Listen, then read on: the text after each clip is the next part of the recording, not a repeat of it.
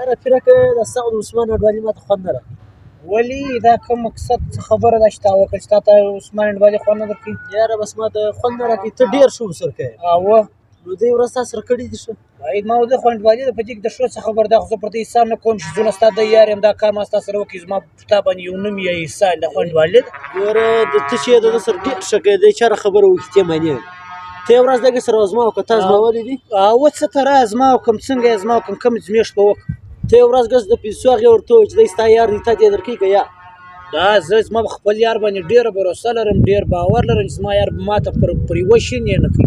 یاره نه یې درکوي، دا زما درته ګارنټي ده. ته پوښتنه چې وکړه دی پر پیسو انکار کوي. ټیک دی، انشاءالله دا زما هم په وکړم، انشاءالله ما عثمان په ژوند نه سره خراب سو نه ما پیسې توړ راسي.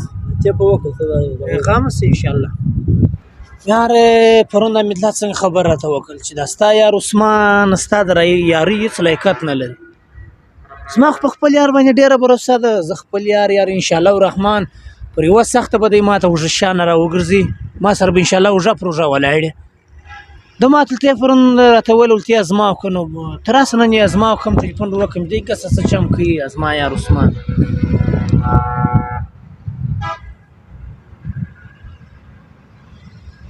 السلام علیکم عثمان خانه. وعلیکم سلام پیرک خانه، ستړی مه شې. 1,00,000 روپۍ در ماښامه کار دله وکړمه. وای دا موبایل یې ولې کاټ کړي؟ یاره ته ولې 2 غټ به بیا پسې وکړه، مشکل نشته انشاءالله. دا ولې کار نه کوي یاره؟ بیا به یې ور وکړم. دلته موږ سخته ده یاره، دی اوس ټلیفون کار نه کوي، دا څنګه کار؟ یاره دا خو نمبر بند کړي دی زمړې. یاره رښتیا خبره یار حمید الله، ولا ما ستا خبر زړه ته واچول. کومه ورځ چې تا بل ورځ ما ته ویله تا ویل دا ستا په یار باندې ته یو ازما وکړه، دا ستا یار ستا د یارۍ لیاقت نه لري. ما ټلیفون وکړي، دا شخصي خبرې مو سره کولې، ټلیفون کاټ بیا مې ور وکړي، کار یې نه کوي، بله پېره مې ور وکړي کسې بند کړی نه درته.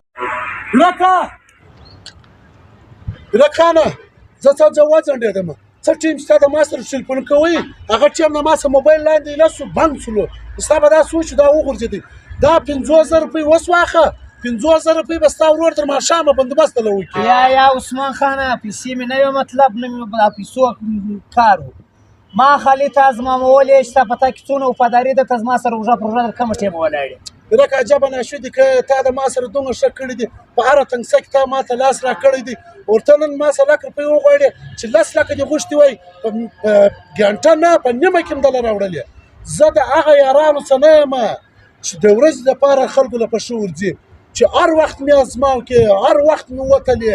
زه د هغه دنیا د یارانو څه نه یم چې د یوې ورځې دپاره یاري کوي او دنیا پرېږدي. انشاءالله تعالی د قیامته به زما یار یې.